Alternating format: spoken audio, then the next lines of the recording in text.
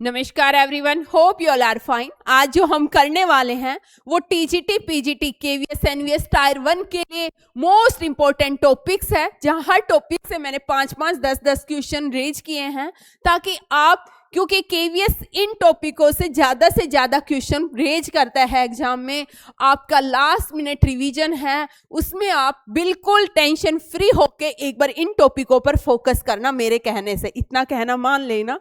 First है हमारा, सबसे पहले फर्स्ट टॉपिक आता है लीनियर इक्वेशन। लीनियर इक्वेशन वो इक्वेशन होती है जिसमें जो भी वेरिएबल होते हैं उनकी हाईएस्ट डिग्री 1 होती है, उसे लीनियर बोलते हैं।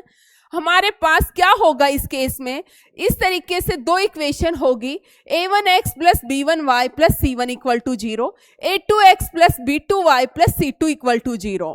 आपसे एग्जामिनर पूछेगा कि इन दोनों लाइनों का सॉल्यूशन कैसा है। सॉल्यूशन कंसिस्टेंट है, इनकंसिस्टेंट है, लाइन इंटरसेक्टिंग है, लाइन कोइंसिडेंट है, लाइंस पैरेलल है। वो 5-6 में से किसी भी एक टाइप से आपसे क्वेश्चन पूछ सकता है। यहां से उम्मीद है कि 2 से 3 क्वेश्चन आपको मिल जाएंगे। तो देखिए, जब इस टाइप से हो तो आपको क्या करना है। फर्स्ट कंडीशन केस 1 क्या होगा, यदि a1 by a2 not equal to b1 by b2 है तो इस केस में क्या बोला जाएगा, लाइंस आर इंटरसेक्टिंग। लाइंस क्या होगी, इंटरसेक्टिंग होगी। सो जो सिस्टम ऑफ इक्वेशन है वो क्या होगा, कंसिस्टेंट होगा। क्या होगा, कंसिस्टेंट होगा। और सॉल्यूशन कैसे एग्जिस्ट करेगा, यूनिक सॉल्यूशन। फर्स्ट केस क्या बताया मैंने, मेरे साथ बोलेंगे, a1 by a2 not equal to b1 by b2 है तो लाइंस इंटरसेक्टिंग होगी, कंसिस्टेंट होगी, यूनिक सॉल्यूशन। इसका ग्राफ देख लीजिए, ये x और y, ये x एक्सिस होती है, ये y एक्सिस होती है। एक लाइन इधर से गई, एक लाइन इधर से गई, ये दोनों लाइनें किसी पॉइंट पर इंटरसेक्ट कर गई। जिस पॉइंट पर इंटरसेक्ट करेगी वही इसका सॉल्यूशन कहलाएगा और ये क्या होगा, यूनिक सॉल्यूशन। तो केस फर्स्ट याद रहेगा, कंपेयर करते हुए a1 by a2 b1 by b2 not equal to है। केस फर्स्ट ये बनेगा। केस सेकंड क्या बनेगा, केस सेकंड देखिए, केस सेकंड बनेगा a1 बाई a2 है, b1 बाई b2 भी है, लेकिन c1 बाई c2 नहीं है। C1 बाई C2, जब C1 बाई C2 को कंपेयर कर रहे हैं तो एक चीज और नोट करना, अगर दोनों कांस्टेंट लेफ्ट साइड में है तो लेफ्ट में रखना, एक नहीं कंपेयर करते हो। ये नहीं कि एक तो राइट में है और एक लेफ्ट में है, फिर प्लस और माइनस में मिस्टेक हो जाएगी, आपका क्वेश्चन रॉन्ग हो जाएगा। जब भी कंपैरिजन करते हैं कभी भी तो दो बराबर की चीजों का कंपैरिजन करते हैं। इस केस में क्या होगा, लाइंस पैरेलल होंगी। लाइंस क्या होंगी, पैरेलल होंगी। दूसरा क्या होगा, उसके बाद हमारे पास सॉल्यूशन क्या होगा, इनकंसिस्टेंट होगा। क्या होगा, इनकंसिस्टेंट होगा और नो सॉल्यूशन। सॉल्यूशन एग्जिस्ट ही नहीं करेगा। सॉल्यूशन क्या नहीं करेगा, एग्जिस्ट नहीं करेगा। ठीक है, जैसे ये वाला केस था, यहां पर मैं लिख देती हूं किस तरीके से ग्राफ बनेगा इसका। जैसे ये एक लाइन जा रही है, इसके पैरेलल, ये लाइनें कभी भी एक दूसरे को किसी भी पॉइंट पर मीट नहीं करेंगी, ये एक दूसरे के पैरेलल चलती हुई चलेंगी। इन्हीं को हम क्या बोलते हैं, पैरेलल लाइन। अब जब भी कभी दो लाइनें पैरेलल होती हैं तो वो कभी भी एक दूसरे को किसी भी पॉइंट पर कट नहीं करती, अप टू इन्फिनिटी वो कभी भी मीट नहीं करती। तो इस केस में कोई सॉल्यूशन नहीं होता। और नो सॉल्यूशन की आपको कंडीशन मैंने बताई दी, a1 by a2 b1 by b2, लेकिन c1 बाई c2 बराबर नहीं होंगे। तो क्या होगा, नो लाइंस पैरेलल होंगी, लाइंस क्या होंगी, सॉल्यूशन इनकंसिस्टेंट और नो सॉल्यूशन। ठीक है, थर्ड केस क्या होगा, यहां पर मैं केस थर्ड लिख देती हूं। वैसे मैंने करा दिया ये टॉपिक, फिर भी मैं आपको लिख देती हूं। केस थर्ड क्या होगा, इफ a1 बाई a2 होगा, b1 बाई b2 होगा, c1 बाई c2 भी होगा, इस केस में क्या होगा, लाइंस कोइंसिडेंट होगी। Lines are coincident. इसका मतलब क्या होगा, कोइंसाइड लाइंस का मतलब देखिए क्या होता है, एक लाइन ये जा रही है, इसी के ऊपर दूसरी लाइन के पॉइंट भी एग्जिस्ट करेंगे, इसी के ऊपर दूसरी लाइन के पॉइंट भी एग्जिस्ट करेंगे, तो इन लाइनों को क्या बोलेंगे, कोइंसाइड करती है। क्या बोलेंगे, कोइंसाइड करती है। इसका सॉल्यूशन होगा तो यहाँ पर इनफाइनाइट सॉल्यूशन या आप कह सकते हो मैनी सॉल्यूशन एग्जिस्ट करेंगे। और उसके बाद यहाँ पर तीसरा केस क्या होगा, ये क्या होगी, कंसिस्टेंट में भी यूनिक सॉल्यूशन में भी सिस्टम ऑफ इक्वेशन कंसिस्टेंट थी, लेकिन वहां पर कंसिस्टेंट इंडिपेंडेंट थी, दोनों लाइनों का अलग अलग रास्ता था, एक इधर से आई थी एक इधर से। यहां पर क्या होगा, कंसिस्टेंट डिपेंडेंट। देखो इसके बाद अगर अब ये तीन चीजें याद कर ली तो आप ये सोचो आपके 3 क्वेश्चन भी आ गए तो आपके 9 मार्क्स बन गए यहां से। तो इनको आपको किसी भी चीज को मिस नहीं करना। समझ में आया? आप अपनी नोटबुक में नोट करेंगे इन केसों को। मैं फर्स्ट क्वेश्चन करा रही हूं। फर्स्ट क्वेश्चन है, which one of the following statement is false for the following pair of linear equation. First case read करिए मेरे साथ। A1 by A2, B1 by B2 है, C1 बाई C2 है, तो लाइंस क्या होगी, कोइंसिडेंट। अभी केस थर्ड पढ़ा था, हर हाल में लाइन यदि तीनों इक्वल है तो लाइंस क्या होगी, कोइंसिडेंट। सेकंड केस क्या है, यदि A1 बाई B2 है, A2 है, लेकिन नॉट इक्वल टू है। देखिए नॉट इक्वल टू का केस है, इक्वल के बाद ऐसे लगा रखा है, not equal to B1 by B2 है, तो लाइंस इंटरसेक्टिंग होगी, बिल्कुल होगी। केस फर्स्ट यही था कि A1 by A2 not equal to B1 by B2 था, तो लाइंस इंटरसेक्टिंग होती थी और यूनिक सॉल्यूशन एग्जिस्ट करता था, यही था। नेक्स्ट केस क्या होगा, केस थर्ड है, A1 बाई A2 है, B1 बाई B2 है। केस थर्ड क्या A1 बाई A2 लिखा हुआ है, B1 बाई B2 लिखा हुआ है, तो लाइन इंटरसेक्टिंग होगी, बिल्कुल गलत है। अभी केस फर्स्ट पढ़ा था, ये लाइन इंटरसेक्टिंग का केस है, ये कोई केस ही नहीं होता, तो ये रॉन्ग है। नेक्स्ट क्या हुआ, A1 बाई A2 है, B1 बाई B2 है, C1 बाई C2 है, तो लाइनें क्या होंगी, पैरेलल होंगी। लाइनें, एक और केस, लाइन अगर पैरेलल होती है तो उनके स्लोप हमेशा क्या रहते हैं, इक्वल रहते हैं। दो लाइनें अगर पैरेलल हैं, यहां से एक और क्वेश्चन मैं बता देती हूं, मे बी अगर एग्जाम में आ जाए, अगर दो लाइनें पैरेलल है, लाइन्स आर पैरेलल है, then their slopes are equal, मतलब m1 इक्वल टू m2। और लाइन्स अगर परपेंडिकुलर है तो क्या होगा, उनके जो दो लाइनें परपेंडिकुलर होगी उनकी स्लोप की प्रोडक्ट क्या आएगी, -1।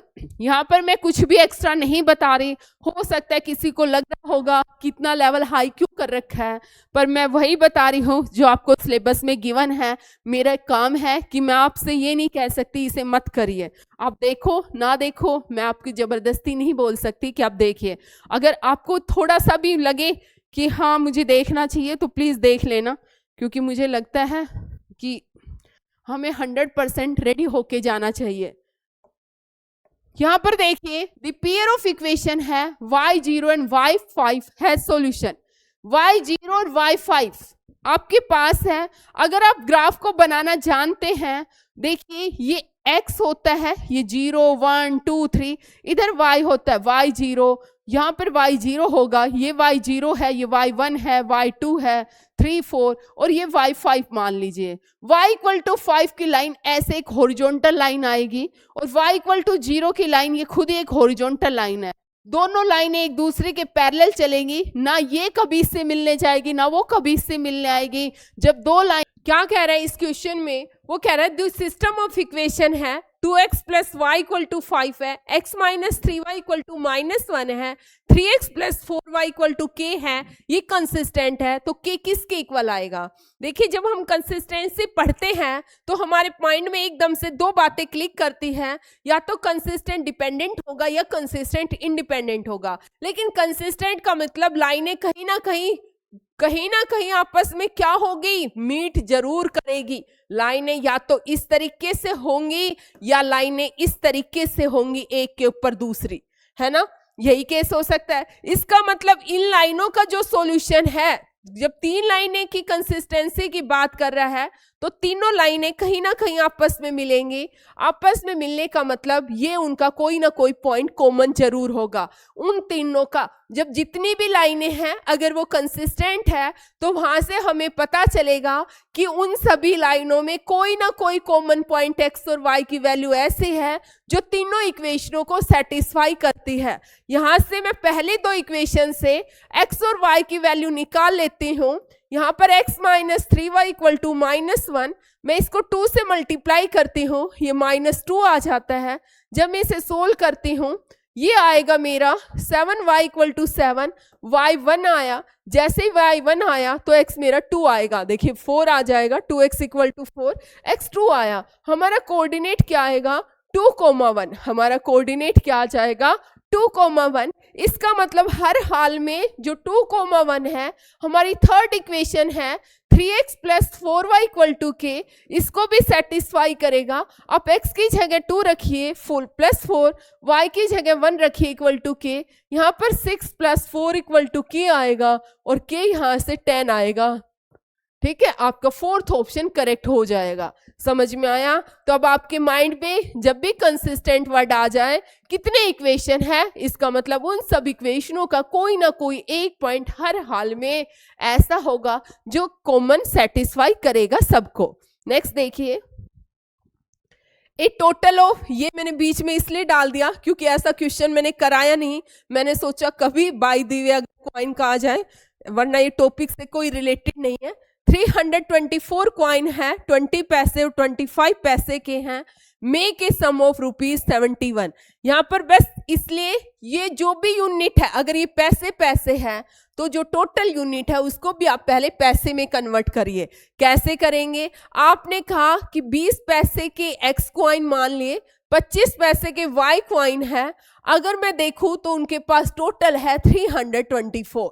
आया समझ में? नेक्स्ट टाइम वो क्या कह रहा है? 20 पैसे के x कॉइन, 25 पैसे के y कॉइन मिलकर 71 रुपीज को पैसों में कन्वर्ट कर लिया, 7100 बना रहा है। आपको यहां से सोल्व करना है। फर्स्ट इक्वेशन को 20 से मल्टीप्लाई कर दीजिए और ये आ जाएगा 0, 2 2 जार 6 4। अब माइनस कर दीजिए, यहां से 5y आ जाएगा 6 और y आ जाएगा कितना? आ जाएगा यहाँ से y आएगा 5 से कर रहे हैं ना, 5 2 जार 124। अगर y 124 आया है तो 20 पैसे के कॉइन x थे, 124 को इससे माइनस करोगे तो कितना आ जाएगा? 200। तो आपके पास 20 पैसे के कितने कॉइन आएंगे? 200। आपको ये ध्यान रखना है कि यूनिट सेम होनी चाहिए। अगर 20 पैसे पैसे हैं तो सबको पैसों में कन्वर्ट करो, रुपए रुपए है तो सारे रुपए में होने चाहिए। ठीक है, नेक्स्ट देखिए, ये बीच में डाल दिया, मेरे सामने एकदम से आ गया था क्वेश्चन। नेक्स्ट क्वेश्चन देखिए, the pair of equation this है, कौन सा सॉल्यूशन रखेगी? मैंने कंडीशन अब आपको बता दी है, आप सेल्फ करके देखिए। वीडियो को पॉज करेंगे यहाँ पर ताकि आपका कॉन्फिडेंस बिल्ड हो। यहाँ पर देखिए, A1 है 1, A2 है 3, B1 है 2, ये है 6, यहाँ पर 13 है, 9 है। मैं देख के बता रही हूं कि A1/A2 है, B1/B2 है, क्योंकि मैं इसको सोल्व करती हूं तो ये 1/3 आता है, लेकिन नॉट इक्वल टू C1/C2 है। अब देखने से पता चल गया कि सिस्टम ऑफ इक्वेशन का सेकंड केस बन रहा है, जो क्या कहता था, लाइन ने क्या होगी इस केस में? पैरेलल होंगी, लाइंस आर पैरेलल होंगी। दूसरा केस क्या, इसी में क्या होगा? इनकंसिस्टेंट होगा, system of equation is inconsistent. और थर्ड क्या रहेगा? नो सॉल्यूशन, कोई सॉल्यूशन एग्जिस्ट नहीं करेगा। समझ में आया? जब लाइनें पैरेलल हैं तो यहां पर कौन सा रिजल्ट ट्रू आएगा? No solution. समझ में आया? नेक्स्ट देखिए, A और B zero of the polynomial fx है, x² minus p into x plus 1 minus 9, then the value of a plus 1 into b plus 1 क्या आएगा? जीरो ऑफ द पोलिनोमियल होने का मतलब, कोई भी कहे कभी भी जीरो ऑफ द पोलिनोमियल, इसका मतलब a प्लस b, a और b उस पोलिनोमियल के रूट हैं। या आप ये कह सकते हो a और b, अगर मैं x की जगह a और y की जगह b रखूं तो वो उस पोलिनोमियल की जो इक्वेशन है इसको सेटिस्फाई करेंगे। यहाँ पर थोड़ा सा क्वेश्चन को मैं कर रही हूं कि वो कह रहा है a और b। देखिए मैं पोलिनोमियल को लिख रही हूं सबसे पहले, x² minus p into x plus 1 minus 9। Direct मत करने लग जाना, सबसे पहला स्टेप करोगे आप इसको सिंपलेस्ट फॉर्म में लिखोगे। सिंपलेस्ट फॉर्म का मतलब कॉमन कांस्टेंट वैल्यू को एक साथ रखोगे। ये 9 है, कहीं क्यों लिख दूं मैं लास्ट में? समझ में आया? अब यहाँ पर देखिए, जब कोई क्वाड्रेटिक इक्वेशन, इस तरीके से कोई भी इक्वेशन होती है, अगर मैं कहती हूँ इसके दो रूट अल्फा और बीटा, अगर इसके अल्फा और बीटा तो सम ऑफ रूट होता है, देखिए sum of root alpha plus beta plus minus B X square का जो कोएफिशिएंट है उससे डिवाइड अल्फा बीटा दो की प्रोडक्ट सी बाय ए। तो यहाँ पर मैंने कहा ये कोई भी पॉलिनोमियल है, इसके ए और बी रूट है, तो sum of root A plus B plus minus of minus P होगा और प्रोडक्ट ऑफ रूट क्या होगा, माइनस पी माइनस क्यू। देखिए प्लस माइनस प्लस, तो ये minus P minus Q constant सारा ले लिया। यहाँ पर एक्स स्क्वायर का कोएफिशिएंट 1 था तो दोनों के नीचे 1 आ गया। अब यहां से ये मेरा बना माइनस पी बच गया और ये माइनस पी माइनस क्यू आ गया, यहां तक आया।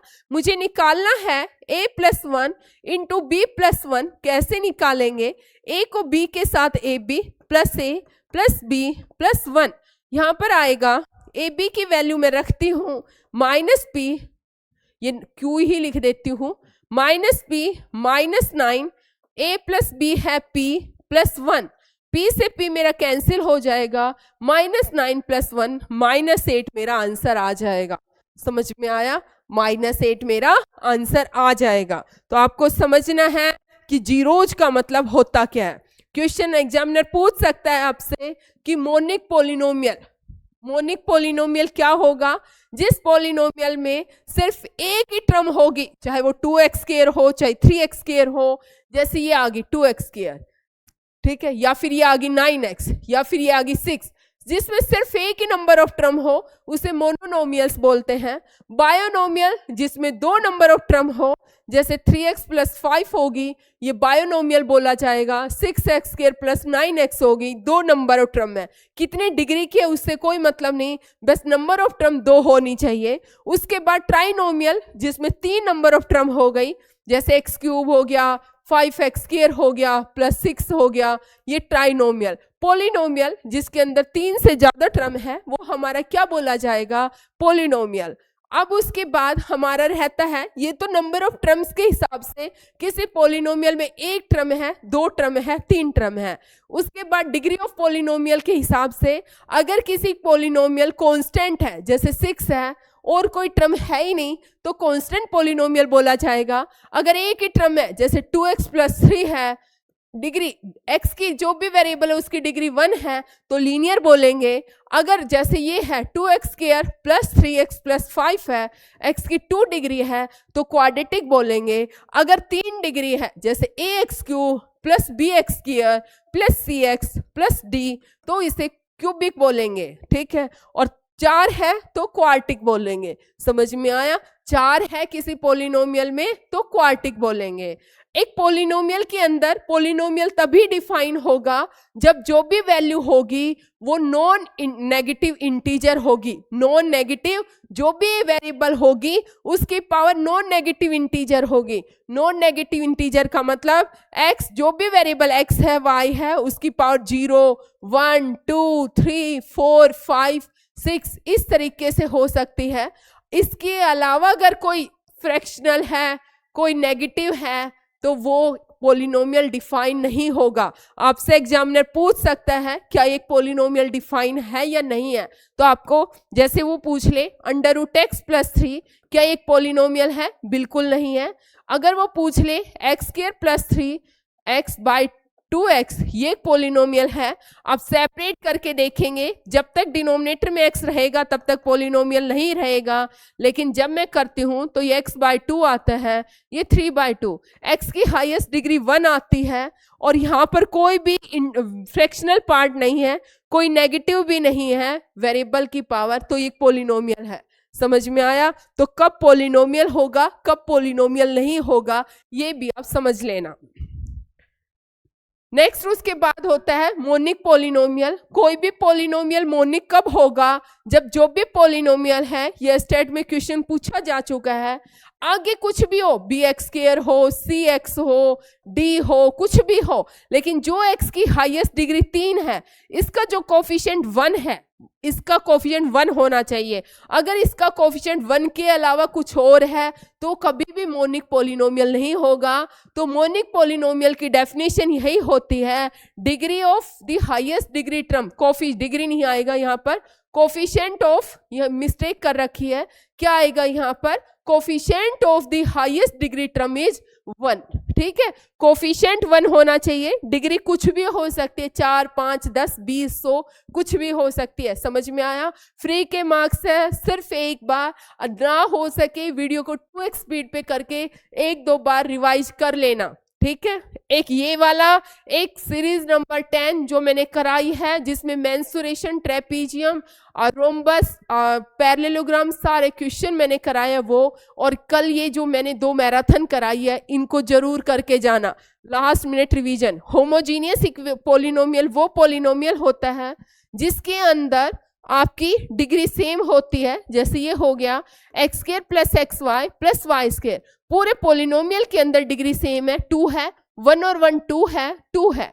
यहाँ पर देखिए 1 x y है तो दोनों की वेरिएबल की जो भी पावर उनको ऐड करेंगे, पूरे पॉलिनोमियल के अंदर डिग्री सेम है, तो ये क्या बोला जाएगा, homogeneous.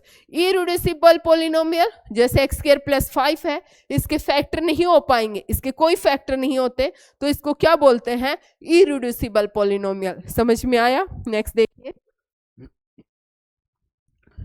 If 2x - 1 is a factor of, अगर 2x - 1 आपका एक ही काम रहेगा एग्जाम में, वो कहेगा ये इसका फैक्टर है, तो जो जिसका फैक्टर है उस फैक्टर को उठा के, इतना तो आप कर ही सकते हैं कि उस फैक्टर को उठा के 2x - 1 को 0 रख देना, 2x यहाँ से 1 आएगा, x यहाँ से 1/2 आएगा, आपका आंसर आएगा 2 × 1/2 की क्यूब प्लस p × 1/2 का स्क्वायर प्लस 11 × 1/2 प्लस में p प्लस में 3, समझ में आया, इक्वल टू 0।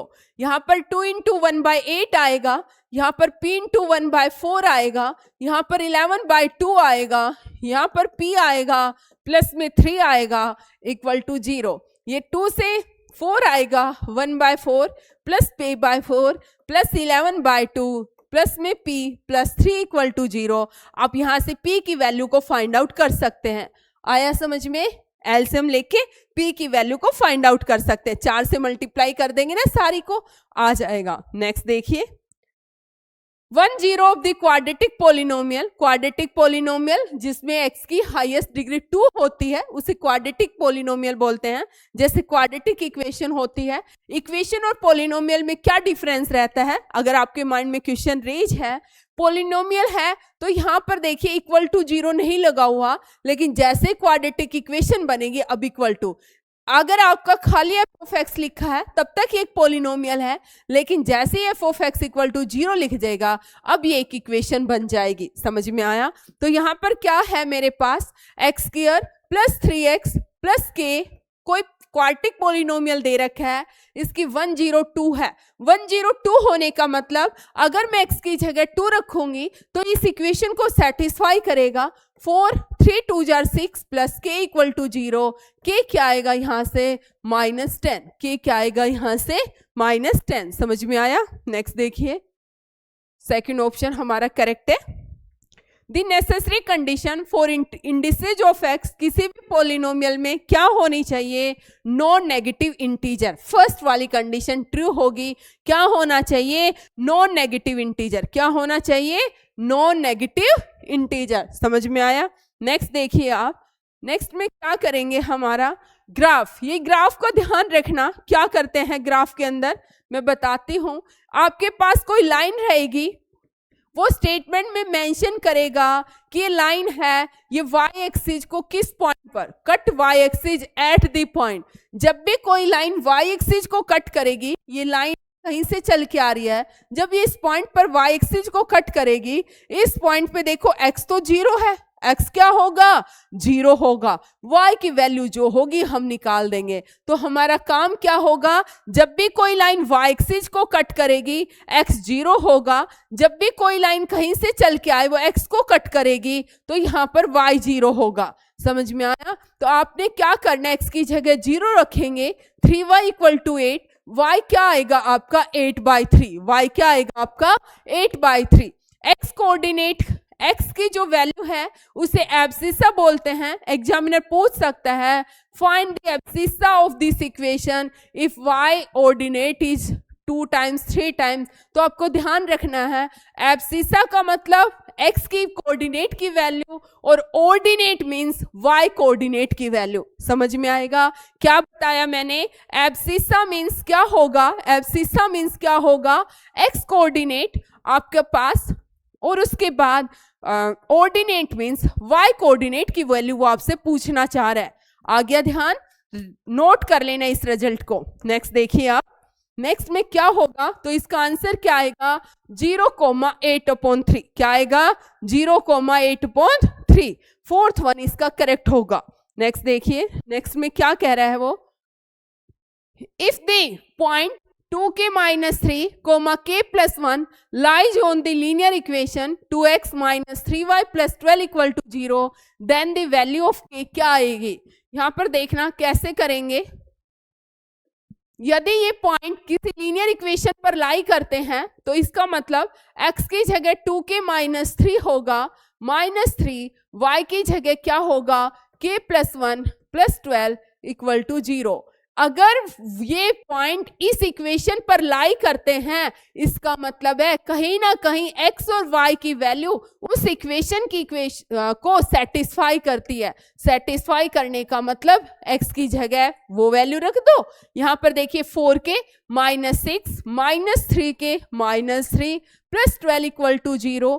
यहाँ पर k -9 ये +3 = 0, k = क्या आएगा? -3। समझ में आया? मैं बहुत धीरे करा रही हूँ, अपनी जो मेरी नॉर्मल स्पीड है उससे भी धीरे करा रही हूँ, क्योंकि लास्ट टाइम है। आप ज्यादा पैनिक मत होना। जितना आपने किया है, अगर आपने मेरी 1 से लेकर 10 तक की सीरीज कर ली और टीजीटी पीजीटी की 4 ये कर ली, तब भी मैं श्योर हूँ कि आप एग्जाम को इजीली क्वालिफाई कर लेंगे। ठीक है, उसके बाद हम लेवल 2 की करेंगे। ठीक है, और लेवल 2 तो हमारा सब्जेक्ट ही है मैथ्स। नेक्स्ट देखिए, solution XY of pair of linear equation. तो वो कहे जब भी ऐसे आ जाए कि इसका सॉल्यूशन क्या होगा, 2 इक्वेशन दे रखी है और आपके पास ऑप्शन दे रखे हैं, तो आप एक काम करना, आप सोल्व करना, गुना जमा घटा करने से बजाय ऑप्शन को उठा उठा के पुट कर करके देख लेना। पहले में पुट करते हैं तो देखिए a + a 2ax 2a ये आता है मेरा a + c × a minus a - c × y की जगह -a। ये a² + ac + a², a से कैंसिल नहीं हो रहा तो फर्स्ट ऑप्शन नहीं होगा। अगर मैं -c रखती हूँ, a + c × -c, यहाँ पर -a - c × -c, तो ये -c² ये भी -c² ये भी नहीं हो रहा। अगर मैं थर्ड रखती हूँ -b, a + c × -bx की जगह, यहाँ पर a - c, y की जगह मैं b रखती हूँ, तो ये आता है मेरा a b -ab -2ab, ये भी नहीं हो रहा। तो इसका मतलब हमारा फोर्थ ही हमारा क्या है? आंसर है। आप रख के देख भी सकते हैं, a + c, b x की जगह b रखिए, -a - c, y की जगह -b रखिए, ये आएगा ab + bc minus plus ab, ये माइनस और -bc, bc से bc कैंसिल हो गया, ये क्या आएगा हमारा? 2ab। समझ में आया? नेक्स्ट देखिए, सॉल्यूशन ऑफ क्वाड्रेटिक इक्वेशन। ये थोड़ा इधर कर लिख देती हूं मैं, एक बार देख लीजिए आप, दिख रहा होगा, थोड़ा इधर मेरे से बाय मिस्टेक होगी स्लाइड। ये इक्वेशन मैं लिख रही हूं, 2x² है +6√3x है -60 है = 0 है। तो इसके रूट्स गिवन है, वो कह रहा है इसके रूट्स कौन कौन से होंगे। तो आपको क्या करना है, ऐसे क्वेश्चनों को भी ऑप्शन से करना। इस इक्वेशन को देखो, मैंने कहा इसके 2 रूट है, तो अल्फा + बीटा, देखिए अल्फा + बीटा क्या होगा? प्लस फिर माइनस फिर प्लस, ऐसे ही बताया था। दूसरे वाले अल्फा + बीटा का फॉर्मूला होता है -b/a, b का मतलब ये कोफिशिएंट, देखिए -6√3 हो गया, a का मतलब जो x² का कोफिशिएंट है /2 हो गया। इसका मतलब a + b आया -3√3, और alpha × beta product of root -60/2 -30। अब ऑप्शन से देखेंगे कौन सा ऑप्शन इसको सेटिस्फाई कर रहा है। देखिए फर्स्ट ऑप्शन देखिए, 2√3 प्लस में -5√3 को जब मैं ऐड कर रही हूं तो मेरा आंसर आ रहा है -3√3। दूसरे वाले में जब मैं मल्टीप्लाई कर रही हूं 2√3 इंटू -5√3 और मेरा आंसर आ रहा है -30। इसका मतलब मेरा फर्स्ट ऑप्शन ही क्या होगा, करेक्ट होगा। समझ में आया? नेक्स्ट देखिए, ये कोई इक्वेशन होगी, ठीक है। यहां पर मैंने लीनियर, क्वाड्रेटिक और पॉलिनोमियल तीनों को कंप्लीट कर दिया, जो मोस्ट इंपॉर्टेंट क्वेश्चन होते, क्योंकि ये टॉपिक एग्जामिनर जो हमारा सिलेबस आया उसमें पर्टिकुलर मेंशन थे, तो मैं नहीं मिस करना चाहती थी। ये ax² + bx + c = 0 है, और वो कह रहा है स्टेटमेंट में गिवन है b² - 4ac > 0। अब कोई भी क्वाड्रेटिक, ये क्वाड्रेटिक इक्वेशन बोली जाएगी ax² + bx + c, जिसमें x की हाईएस्ट पावर 2 होगी, उसे क्वाड्रेटिक बोलते हैं।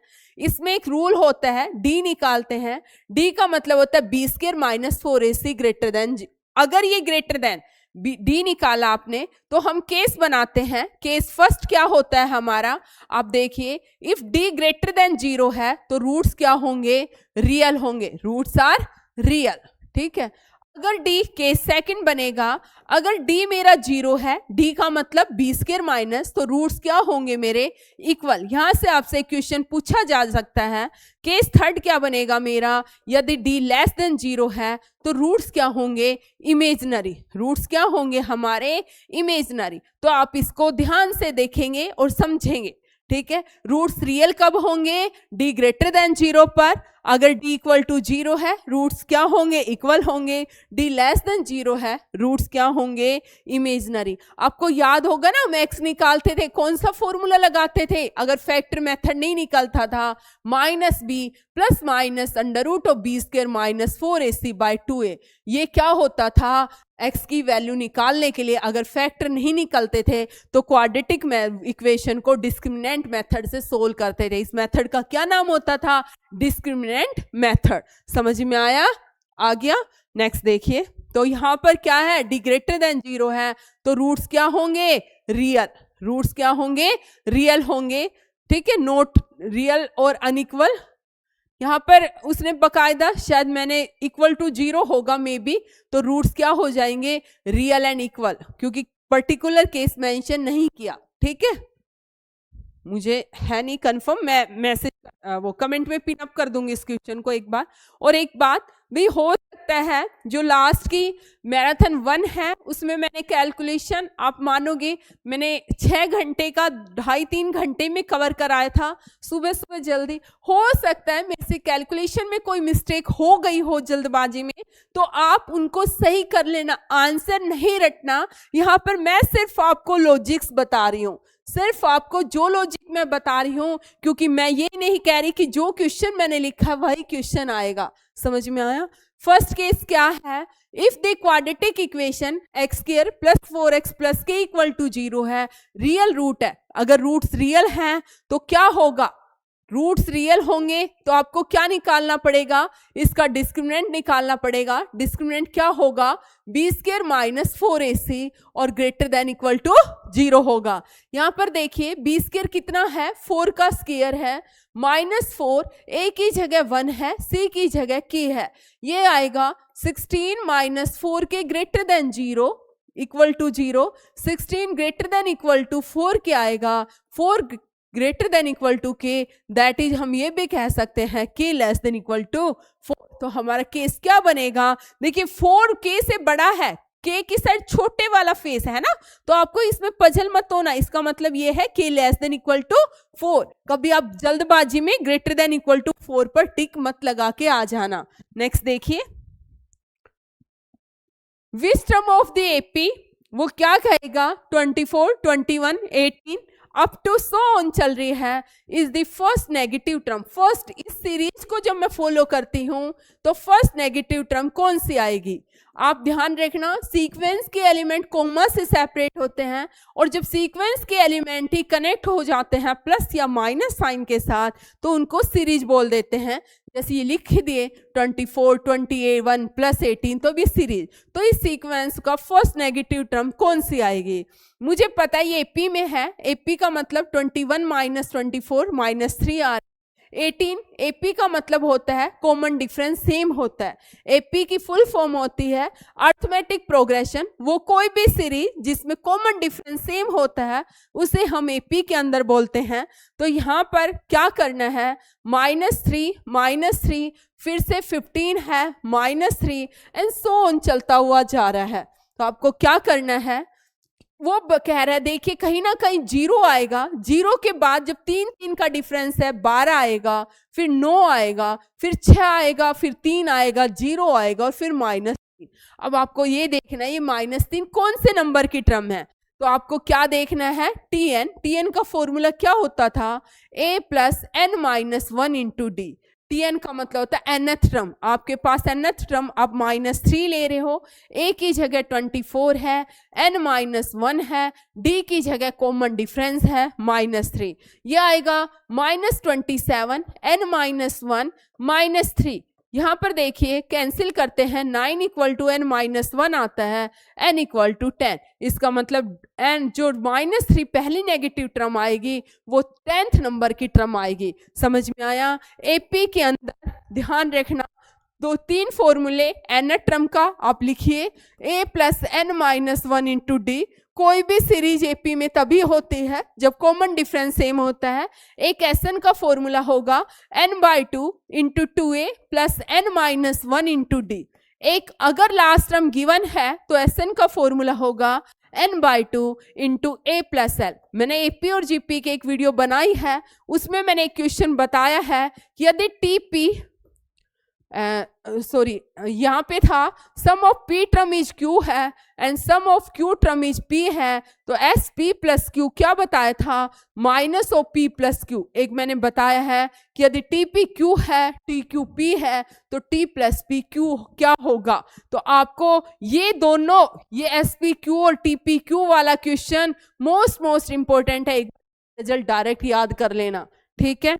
नेक्स्ट देखिए, कॉमन डिफरेंस ऑफ एपी। आपके पास कॉमन डिफरेंस निकलवाया है, तो आपको क्या करना है, क्वेश्चन को कोई छोड़ेंगे नहीं, 1 - 3a सेकेंड टर्म में से फर्स्ट को माइनस कर देना, आगे कुछ भी करने की जरूरत नहीं है। 1 - 3a - 1 कैंसिल हो गया, -3a/3 आ गया, सोल्व किया तो -a आ गया। तो हमारे पास आंसर क्या आएगा, -a। नेक्स्ट देखिए, वो कह रहा है 3 + 7 + 11 + up to x = 1830 है, तो x किसके इक्वल आएगा। तो कैसे करेंगे, यहाँ पर आप कैसे करते हैं, 3 + 7 + 11 + up to x = 1830 है। इसका मतलब अब मैं ये देख रही हूँ, ये देखिए 7 - 3 4 आ रहा है, 11 - 7 4 आ रहा है। इसका मतलब ये कहीं ना कहीं एपी में है। एपी में एसएन का फॉर्मूला बताती हूँ, अगर लास्ट टर्म गिवन है n/2 into a + l, n/2 into a + l, और ये क्या हो जाएगा 1830। सम का यही है, n/2 यहाँ पर क्या आएगा, a है 3, l है x = 1830। यहाँ से मुझे n और मिल जाए, n कैसे निकालेंगे बताती हूँ। tn का formula a + n-1 into D है। tn की जगह x रखेंगे, a की जगह 3 रखेंगे, n-1, d की जगह क्या रखेंगे, 4 रखेंगे। तो यहाँ से आपके पास इसकी वैल्यू आ जाएगी x - 3/4 = n-1। That implies n क्या आ जाएगा, यहाँ से आपका n x - 3/4 प्लस में 1, ये हो जाएगा x + 1/4, ये n आ गया। आप यहाँ पर n की जगह वैल्यू रख सकते हैं और उसके बाद ऑप्शन से x की वैल्यू निकाल सकते हैं। समझ में आया? नेक्स्ट देखिए, नेक्स्ट में क्या है, उसके बाद एक बार मैं इसमें बता देती हूँ, मैंने जीपी के क्वेश्चन, एक बार जीपी में 2 चीजें याद रखना। यदि कॉमन रेशियो सेम है, जैसे 2 है, 4 है, फिर 8 है, फिर 16 है, फिर 32 है, अगर कोई भी सीरीज में कॉमन रेशियो मीन्स r/2 करते हैं 2 आता है, 8/4 करते हैं 2 आता है, 7/8 करते हैं 2 आता है, तो वो क्या कहलाती है? GP, geometric progression. और जीपी के अंदर जो आपकी nth टर्म है उसका फॉर्मूला होता है ए आर की power n minus 1। A R की पावर, ए का मतलब फर्स्ट टर्म, आर का मतलब कॉमन रेशियो, एन का मतलब कौन से नंबर की टर्म है। एस एन का फॉर्मूला होता है, क्योंकि हो सकता है डायरेक्ट फॉर्मूले ही आ जाए, 1 माइनस आर की power N upon 1 minus are.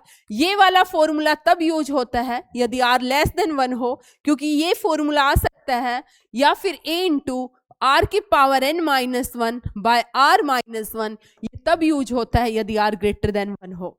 समझ में आया? आर ग्रेटर देन 1 हो तो ये यूज होगा। एक होता है जैसे ये आ गया 1 प्लस 1/2, 1/2 का square plus so on up to infinity तक जा रहा है, तो एस इन्फिनिटी का फॉर्मूला होता है जीपी के अंदर ए अपॉन 1 माइनस आर। ए का मतलब फर्स्ट टर्म, आर का मतलब कॉमन रेशियो, 1 माइनस 1/2। आपका आंसर क्या आ जाएगा? 2 आ जाएगा। समझ में आया? तो इस तरीके से आपको क्वेश्चनों को प्रोसीड करना है।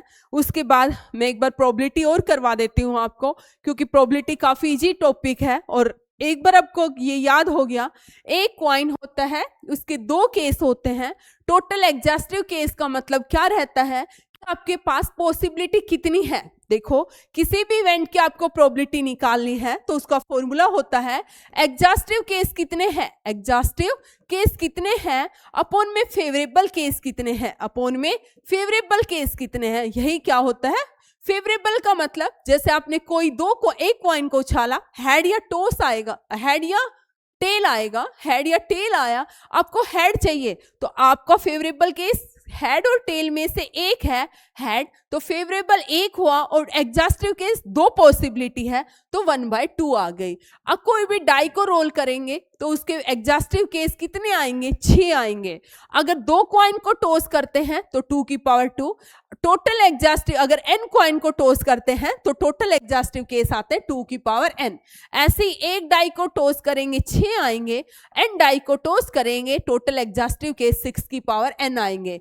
1 2 3 4 5 6 आएंगे। सम से पूछ सकता है डाई का टोटल 6, सम 9 आए, 9 से बड़ा आए, तो आपको सिर्फ पेयर बनाने हैं। जैसे वो कहते हैं find the probability of getting a pair of die getting a sum greater than equal to 9, greater than equal to 9 का बोल दे तो क्या करना है? आपको पता है 9 कब आ सकता है? 5 और 6, 5 और 4 पे आएगा, 4 और 5 पे आएगा, है ना।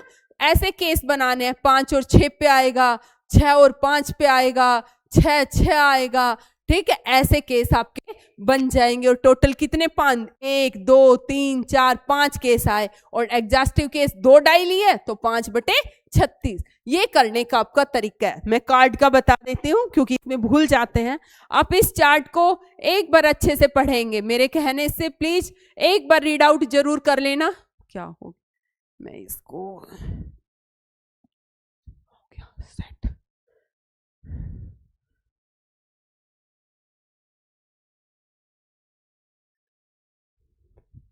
चलो कोई नहीं, ये इधर दिख जाएगा, मैं बता देती हूँ क्या लिखा हुआ उन्होंने। ये पता हो गया सही सेट हो गया। देखिए क्या होता है, वो कहता है कोई भी हमारे पास डेक ऑफ कार्ड है जो खेलते हैं लोग, उसमें 52 टोटल कार्ड होते हैं, उसके 4 सूट होते हैं। कितने सूट होते हैं? 4 सूट होते हैं। 4 सूट कौन कौन से होते हैं? हार्ट, डायमंड, क्लब और स्पेड। हार्ट, डायमंड, क्लब और स्पेड। 52 कार्ड, 4 सूट हुए तो हर सूट में 13 कार्ड होंगे। हर सूट के अंदर 13 कार्ड है, आप काउंट करके देख सकते हैं। हर सूट में 13 कार्ड है, तो वो कहेगा एक सूट। उसके बाद क्या होगा? टोटल 12 फेस कार्ड आते हैं। आजकल फेस कार्ड से बड़े क्वेश्चन आने लग गए। टोटल 12 फेस कार्ड होते हैं, ठीक है। जैक, क्वीन और किंग, जैक, क्वीन और किंग, ये फेस कार्ड कहलाते हैं। जैक 4 होते हैं, क्वीन भी 4 होती है और किंग भी 4 होती है। 12 फेस कार्ड में ध्यान रखना 6 ब्लैक होते हैं, 6 ब्लैक होते हैं और 6 देखो 1 2 3 4 5 6 ब्लैक हैं और 6 ही रेड है। 1 2 3 6 ही रेड है, ठीक है। तो ब्लैक रेड कार्ड और वो रेड फेस कार्ड 6 होंगे। उसके बाद किंग, क्वीन, जैक हर एक 4 होंगे, एसेस 4 होंगे। नंबर कार्ड कितने होते हैं? टोटल 36। नंबर कार्ड हर एक में देखना 2 3 4 5 6 7 8 9 10 और एक एस का, तो कितने होंगे 36 कार्ड होते हैं 2 से 10 तक। उसके बाद ओड कार्ड होते हैं 20, इवन कार्ड होते हैं 20। अब इतना मत याद करना, अब ये याद कर लेना एस कितने होते हैं, फेस कार्ड कितने होते हैं, जैक 4 होते हैं, क्वीन 4 होती है, किंग 4 होते हैं। उसके बाद आपके पास नंबर कार्ड कितने होते हैं, टोटल 36। ओड इवन से नहीं पूछता, ठीक है। प्राइम कार्ड तो आपको पता ही है 2 3 5 7, हर एक में 4 4 हो गए तो 16 हो गए, ठीक है।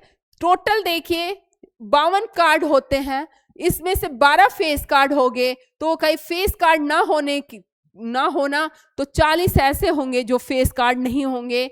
उसके बाद रेड फेस कार्ड 6 होते हैं, ब्लैक फेस कार्ड भी 6 होते हैं। प्रोबेबिलिटी मोस्टली इन्हीं से आपसे पूछ लेगा, डायरेक्ट रखना है। Find the probability of getting A card of S, तो 4/52, क्योंकि एस तो 4 होते हैं। जैक की पूछ ले 4/, व्हाइट जैक रेड जैक की पूछ ले 2/52, ऐसे निकालने हैं। समझ में आया? तो ये, और एक चीज, किसी भी चीज की प्रोबेबिलिटी होने की और ना होने की क्या होती है, ना होने पर बार लगता है 1, क्या होती है 1 होती है। समझ में आएगा? किसी भी चीज की होने की और ना होने की प्रोबेबिलिटी क्या होती है 1। 2 इवेंट म्यूचुअली एक्सक्लूसिव कहलाते हैं यदि उनके बीच में कुछ भी कॉमन नहीं है। आप एक बार इस टेबल को जरूर याद कर लेना, ठीक है। चलिए, A card is drawn from a well shuffled deck of 52 card drawing jack of black suit. अभी बताया था जैक कितने होते हैं 4, ब्लैक सूट के जैक चाहिए तो 2 ब्लैक होते हैं और 2 रेड होते हैं, तो कितने हो जाएंगे इसके। Is drawn at random from a bag containing tickets number 1 to 40, तो वो कह रहे हैं the probability that the selected ticket is a prime number. तो आपको क्या करना है, टोटल एग्जॉस्टिव केस आपको नीचे लिखने हैं, 40 हुए। अब वो नंबर लिख लीजिए जो प्राइम नंबर है, तो कौन कौन से होंगे 2 3 5 7, उसके बाद 11 13 17 19 23 देन 29, उसके बाद आपका 31 और कोई 32 30 37, ठीक है। 1 2 3 4 5 6 7 8 9 10 11 12, टोटल 12/40, 4 3 जार और 4 से 10, आपका आंसर क्या आ जाएगा 3/10। तो प्रोबेबिलिटी में कुछ नहीं है, आपको फ्री के मार्क्स है। एक और फॉर्मूला प्रोबेबिलिटी के अंदर, पी ए यूनियन बी किसके इक्वल होता है, P A plus P B minus P A intersection B. Conditionally अगर 2 इवेंट म्यूचुअली एक्सक्लूसिव है तो क्या होगा, पी ए यूनियन बी उस वक्त P A plus P B के इक्वल होगा, P A plus P B के इक्वल होगा। हो सका तो कुछ फॉर्मूलेज की पीडीएफ मैं लास्ट में आपको दे दूंगी, कल सुबह मॉर्निंग में कोशिश करती हूँ। और एक बात, अगर अभी भी किसी को लग रहा हो कि इसकी किसी टॉपिक में प्रॉब्लम है तो मुझे कमेंट कर सकता है, मैं उसकी वीडियो आपको डाल दूंगी, ठीक है। ये ना हो, हाँ, लेकिन कोशिश जरूर करना कि सीरीज 1 से 10 तक जो मैंने कराई हुई है उसमें बहुत अच्छे क्वेश्चंस हैं, वो जरूर कर लेना। खास तौर पे सीरीज 10 जिसके अंदर मैंने मेंसुरेशंस के क्वेश्चन कराए हैं, एक ये जो मैराथन 2 कराई है, इस दूसरी वाले में मैंने मेंसुरेशन के मीन मोड मीडियन वाले क्वेश्चनों को कवर कराया है, तो वो आप कोशिश करना करने की। देखिए वो कह रहे हैं किसी फैमिली में 3 बच्चे हैं तो एटलीस्ट 1 बॉय, तो एक लड़का होने की क्या प्रोबेबिलिटी है, 2 ही चांस है, या तो लड़के होंगे या लड़की होगी, तो 2 में से एक चूज करना है। अगर मैं कहूं 2 बच्चे हैं, एक लड़का एक लड़की, मतलब बच्चे 3 है लेकिन चांस तो 2 ही है कि या तो लड़का होगा या लड़की होगी, तो लड़की होने की प्रोबेबिलिटी है 1/2। आई समझ में? 2 चांस है, 2 में से लड़की होने की प्रोबेबिलिटी है 1। अब मैं कहती हूं थोड़ी देर के लिए मैं मान लेती हूं कि वो तीनों की तीनों लड़कियां हैं। क्या है? वो तीनों की तीनों लड़कियां हैं, तो इस एक लड़की प्रोबेबिलिटी 1/2 है, दूसरी की भी 1/2 है, तीसरी की भी 1/2 है। तीनों को मल्टीप्लाई किया 1/8 आया। अगर तीनों लड़कियां हैं, मुझे पता है किसी चीज की अगर मैं टोटल प्रोबेबिलिटी 1 होती है, 1 में से लड़की होने की जो पॉसिबिलिटी है 1/8 माइनस कर दूं तो क्या हो जाएगी, लड़के के होने की पॉसिबिलिटी 7/8। तो हमारा आंसर क्या आ जाएगा 7/8। नेक्स्ट देखिए, नेक्स्ट में क्या कह रहा है, कोई बैग है वो उसके अंदर 36 बॉल है, जिसके अंदर x रेड है, टोटल बॉल 36 है। टोटल बॉल कितनी है हमारे पास? 36। x बॉल रेड है तो remaining white, red ball x वाली, तो व्हाइट बॉल कितनी होगी यहाँ पर देखिए 36 माइनस x, यही केस बनेगा। वो क्या कह रहा है? Probability of getting a red ball, red ball की प्रोबेबिलिटी देखिए x रेड बॉल है, टोटल 36 है, और वो कह रहा है 3 टाइम्स है जो व्हाइट बॉल आने की प्रोबेबिलिटी है उससे। तो 3 इंटू कुछ नहीं करना, केस वही लेना है, 36 से 36 कैंसिल हो गया। x कितना आएगा यहाँ से? x को जब मैं सोल्व करती हूँ तो ये क्या आता है? 3 times of a white ball, ठीक है, 3 टाइम्स कर दे व्हाइट बॉल की, तो ये आता है 108 माइनस x, यहां से 2x आता है 108, x आता है 54, ठीक है, x क्या आएगा? 54। इसका मतलब कि कुछ मिस्टेक होगी। वो कह रहा है 30 out of which X are red, remaining white है। A ball is taken out of a bag if the probability of getting a red ball is 3 times of a white ball, 3 गुना है white ball की, तो वो कह रहा है number of white ball is.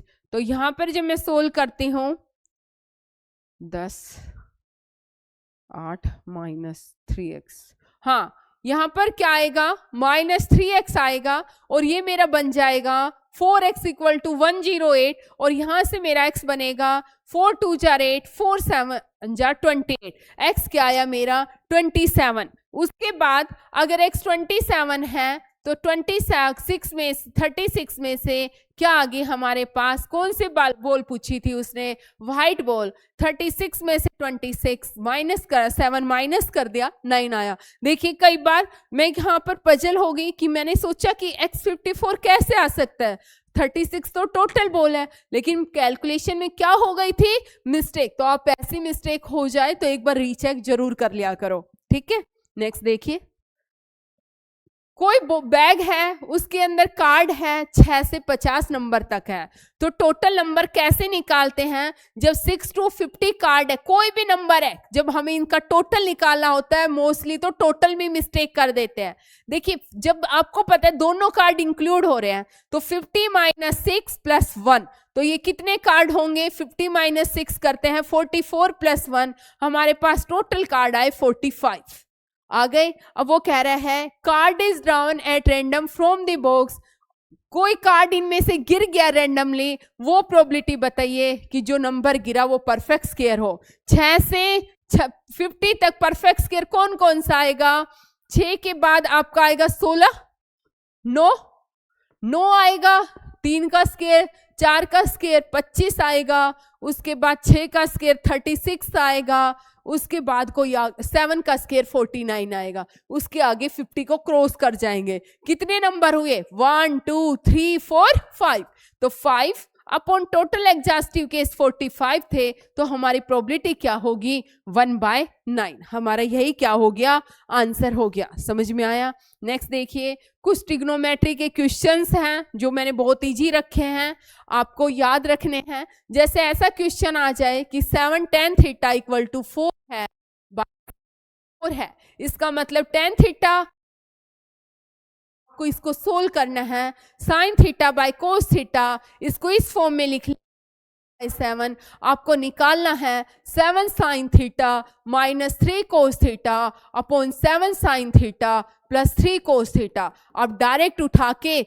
Sign की जगह 4 रख देना और कोस की जगह क्या रख दोगे? 7 रख दोगे। साइन की जगह 4 रख दो, 3 इंटू 7 रख दो, 28 माइनस 21, 28 प्लस 21, ये आएगा 7, 49 और ये आ जाएगा 1/7। ठीक है, आपका फर्स्ट आंसर करेक्ट आ जाएगा। ठीक है, नेक्स्ट देखिए क्या है क्वेश्चन। साइन ए प्लस बी है। जब भी ऐसा क्वेश्चन आए आपको एंगल तो याद करने आते होंगे ना, टीजीटी पीजीटी वाले हो तो इतना तो हमें देखो, वैल्यू आपको पता है ना, वो 0 ऐसे बनाते हैं, लेकिन आज मैं एंड टाइम पे नहीं सिखा रही आपको, वो 0 1 2 3 4 आपको ये याद रखना है जिसको कि साइन ए प्लस बी 90 डिग्री पर 1 होता है और ये किस पर होता है 30 पर। कोस 30 की वैल्यू होती है √3/2। इसका मतलब a प्लस बी यहाँ पर 90 डिग्री होगा और यहाँ पर a माइनस बी क्या होगा 30 डिग्री। आप यहाँ से b को सोल्व कर लिए, 2a = 120 डिग्री आया तो a 60 डिग्री आएगा। a 60 आ गया तो b ऑब्वियस है कितना आएगा 60 - 30 b 30 डिग्री आ जाएगा। और आपको जो वैल्यू पूछी थी a + 2b पूछी थी, देखिए a कितना आया आपका 60 आया, प्लस 60 आएगा 120 आपका आंसर आएगा। तो ट्रिग्नोमेट्री में वो सिंपल ही पूछेगा। वो पूछ सकता है क्या, जैसे कि एक 3 फॉर्मूले तो ये याद ही रख लेना आप, sine square plus cos square = 1। वो कई बार ये सीधा एक क्वेश्चन पूछता है, यदि सेकेंड a - tan a = 7 है तो आपसे पूछेगा सीधा ही सेकेंड a + tan a की वैल्यू। तो आपको ध्यान रखना है ये वैल्यू क्या हो जाएगी 1/7। क्यों? क्योंकि second square a - tan square a किसके इक्वल होता है 1 के इक्वल। तो दोनों को करेंगे a - b a + b। एक ऐसा ही रिलेशन कि cosecant a plus coat a दे देता है, वो 1 दे देता है। तो आपसे कोसिकेंट a - कोट a की वैल्यू पूछ ले, जैसे 5 दे दी तो आपसे ये हो जाएगी 1/5। इनमें ध्यान रखना है क्योंकि cosecant square a - coat square a क्या होता है 1 होता है। एक कोई भी फंक्शन है, कल भी मैंने बताया था a sin थीटा है प्लस b cos थीटा है, इसकी मैक्सिमम या मिनिमम वैल्यू पूछेगा तो मैक्सिमम वैल्यू होती है √a का स्क्वायर प्लस b का स्क्वायर और मिनिमम वैल्यू होती है √a का स्क्वायर माइनस b का स्क्वायर। समझ में आया? ये इनकी मैक्सिमम और मिनिमम वैल्यू होती है। नेक्स्ट देखिए, cos x a/b दे रखा है, sin x निकालना है तो आप कैसे करेंगे? आपको पता ही है कि cos x a/b दे रखा है तो sin x क्या आएगा √1 - cos स्क्वायर x और ये हो जाएगा √1 - a²/b², जिसको लिख सकती हूँ √b² - a²/b²। नेक्स्ट देखिए, यदि sin inverse x plus sin inverse y π/2 के इक्वल है तो किसकी वैल्यू पूछ रहा है आपसे cos इनवर्स। एक ये रिजल्ट है, ये दो याद रखना कि sin inverse x plus sin inverse y अगर π/2 के इक्वल है तो आपकी cos inverse x plus cos inverse y भी किसके इक्वल होगा π/2 के इक्वल। एक डायरेक्ट वो रिजल्ट पूछ सकता है कि tan inverse x plus tan inverse y का फॉर्मूला जो होगा tan inverse x plus y upon में 1 - xy। मैं बिल्कुल भी लेवल हाई नहीं करा रही हूँ, जो बेसिक है सिर्फ वो बता रही हूँ, ठीक है। आपको लग रहा होगा, मुझे पता है जिन्होंने पढ़ा है, tan थीटा 3/4 है तो आपको ऐसे क्वेश्चनों में वो कह रहा है थीटा फर्स्ट क्वाड्रेंट में लाई कर रहा है तो साइन थीटा। देखिए ये फर्स्ट क्वाड्रेंट, ये सेकंड क्वाड्रेंट, ये थर्ड क्वाड्रेंट होता है, ये फोर्थ क्वाड्रेंट होता है। फर्स्ट क्वाड्रेंट में जितने भी ट्रिग्नोमेट्रिक फंक्शन होते हैं सब पॉजिटिव होते हैं, सेकंड क्वाड्रेंट में साइन और कोसिकेंट पॉजिटिव होते हैं, थर्ड क्वाड्रेंट में tan और कोट पॉजिटिव होते हैं, फोर्थ क्वाड्रेंट में कोस और सीकेंट पॉजिटिव होते हैं। वो कह रहा है थीटा -3/4 है तो इसका मतलब tan थीटा का मतलब और क्या हुआ sine theta by cos theta. या आप ऐसे भी मत लिखो, अब tan थीटा का मतलब होता है परपेंडिकुलर अपॉन में बेस, वो कितना आया -3/4। इसका मतलब परपेंडिकुलर 3 है और आपका बेस 4 है। आपसे साइन थीटा की वैल्यू पूछ रहा है। देखिए साइन थीटा का फॉर्मूला होता है परपेंडिकुलर अपॉन हाइपोटेन्यूज। हाइपोटेन्यूज कैसे निकालते हैं? परपेंडिकुलर का स्क्वायर 3 का स्क्वायर 9, बेस का स्क्वायर 16 + 9 5 आएगा। तो साइन थीटा क्या आएगा 3/5। अब फंसेंगे कहां पर कि साइन प्लस ले या माइनस ले। यहाँ का साइन मैंने इसके साथ ही छोड़ दिया, मैंने साथ लेके नहीं चलना क्योंकि हमें क्वाड्रेंट। अब मुझे पता है सेकंड क्वाड्रेंट में साइन पॉजिटिव होता है और ये फंक्शन सेकंड में ही लाई कर रहा है तो +3/5 आएगा। क्वाड्रेंट का रोल ये होता है। अगर वो इस टाइप के क्वेश्चन दे तो वो सिर्फ आपसे इस चीज की श्योरिटी चाहता है कि क्या आपको साइन पता है कि कौन से क्वाड्रेंट में कौन कौन से फंक्शन रहते हैं। नेक्स्ट देखिए,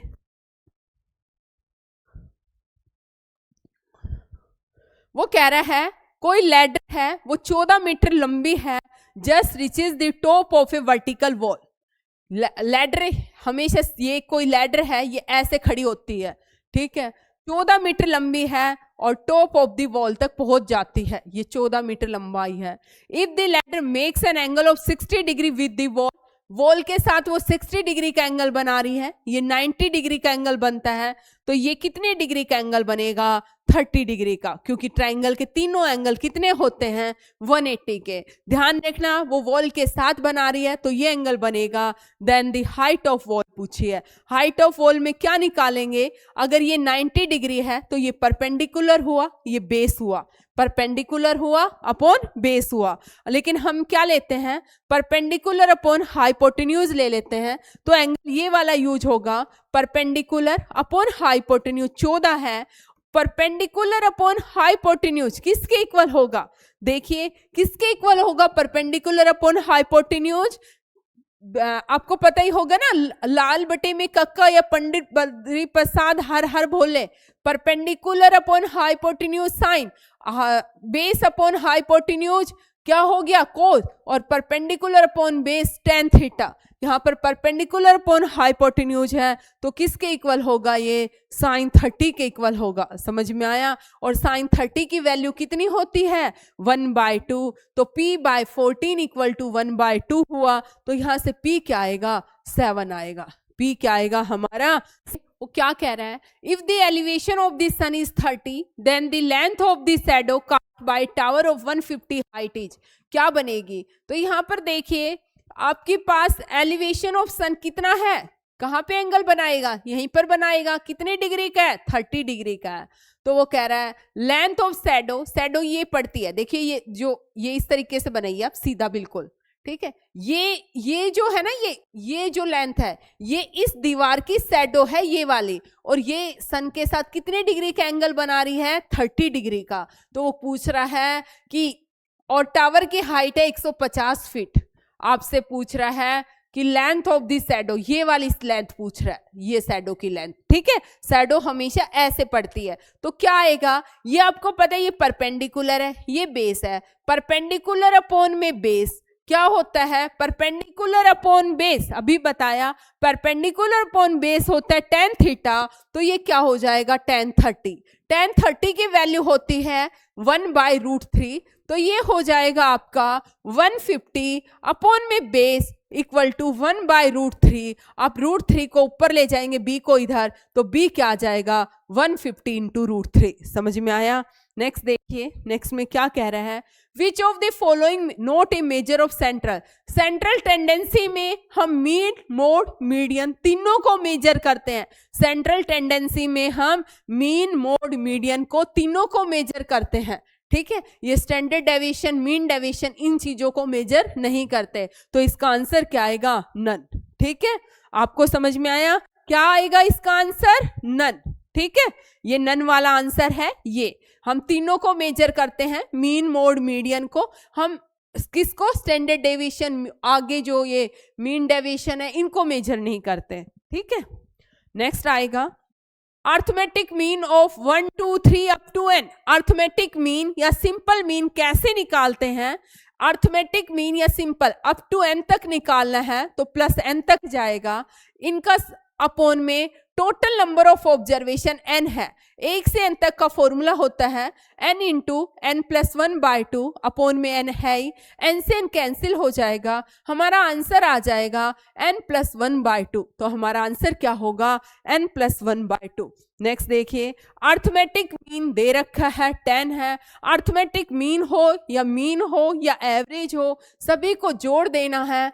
x + x + 3 + x + 6 प्लस में x + 9 प्लस में x + 12, कितनी नंबर ऑफ ऑब्जर्वेशन है? 1 2 3 4 5 से डिवाइड कर देना है। वो कह रहा है ये 10 है। अब देखिए 1 2 3 4 5, 5x 3 + 6 9 9 9 18 18 + 30 और ये 20 50 आ गया। 5x = 20 आया, x क्या आएगा हमारा? 4। समझ में आया? नेक्स्ट उसके आगे आपका क्या रहेगा? मोड। मोड का मतलब क्या रहता है कि जो उस डाटा में सबसे ज्यादा बार नंबर रिपीटेड है वो क्या रहेगा? मोड। यहाँ पर देखिए 22 क्या है, कितनी बार रिपीटेड है? 1 बार, 2 बार, 3 बार और 4 बार। और सब नंबर की फ्रीक्वेंसी कम है, 22 4 बार रिपीटेड है तो 22 की फ्रीक्वेंसी 4 है। जिस नंबर की फ्रीक्वेंसी सबसे ज्यादा रहेगी उसका मोड उतना ही रहेगा, 22 ही रहेगा। अगर हर नंबर एक बार रिपीट एक बार एग्जिस्ट करते तो मोड एग्जिस्ट ही नहीं करता। यहाँ पर सबसे जो मेन रिलेशन पूछा जाता है, मोस्ट इंपॉर्टेंट, मोड क्या होता है? 3 मीडियन माइनस 2 मीन। ठीक है, अगर median of first 10 prime number पूछे तो कैसे निकालेंगे मीडियन निकालने का? 2 3 5 7, यहाँ पर उसके बाद क्या आएगा? 7 के बाद 11 आएगा, 13 आएगा, 17 आएगा, 19 आएगा। 1 2 3 4 5 6 7 8, 19 के बाद 23 आएगा, 23 के बाद आई थिंक 29 ही आएगा। अब मीन की पूछी है तो क्या करते हैं? मीडियन। अगर नंबर ओड है, सबसे पहले नंबर को असेंडिंग में अरेंज करते हैं, ऑलरेडी है। नंबर ओड है तो आप क्या करोगे? 10th बाय 2 ऑब्जर्वेशन लो, 5th ऑब्जर्वेशन 11 आएगी। उसके बाद 5 + 1 n बाय 2 + 1th ऑब्जर्वेशन लो, मतलब 5 + 1 6th ऑब्जर्वेशन लो, 13 आएगी। दोनों को ऐड करो, 2 से डिवाइड करो, आपका आंसर क्या आ जाएगा? 12। आया समझ में? नेक्स्ट इसके बाद आपका क्या रहेगा? इसके बाद मैं एक काम करती हूं, आपका जो कल मैंने कराया था मेंसुरेशंस वाले जो मोस्ट इंपॉर्टेंट फॉर्मूले थे, वो एक बार मैं इस वीडियो के साथ थोड़ा कंटिन्यू कर दूंगी ताकि जिस किसी ने भी रिवाइज ना किया हो वो कर ले। ठीक है, उसके बाद मैं उसको ऐड कर देती हूँ। और all the best TGT PGT वाले, थोड़ा सा ध्यान से रखना। मैं फिर से बता रही हूँ, सीरीज 1 से 10 तक आप जो मैराथन है वो कर लो। मेंसुरेशन की सीरीज 10 है, कंपल्सरी उसे करना, सारे फॉर्मूले। और जब भी ना हो तो अपने ऑप्शन के ऊपर फोकस करना, क्योंकि मैथ्स में जिसको ऑप्शन से करने आ गए ना तो कोई टेंशन की बात नहीं है। अब हाँ, नेगेटिव मार्किंग है, जब आपको लग रहा है कि बिल्कुल कुछ नहीं होना, 1/4 नेगेटिव मार्किंग है तो थोड़ा संभल के करना। All the best. ठीक है, और फिर भी किसी को कोई प्रॉब्लम हो, मैं फिर कह रही हूं, चाहे मुझे रात को बनानी पड़े, मैं आपको जिस टॉपिक में भी प्रॉब्लम है मुझे कमेंट कर दो, मैं वो आपको प्रोवाइड करूंगी। ठीक है, धन्यवाद आज के लिए। टायर 2 में हम अच्छे से मिलेंगे, मैथ्स मेरा सब्जेक्ट है। ठीक है।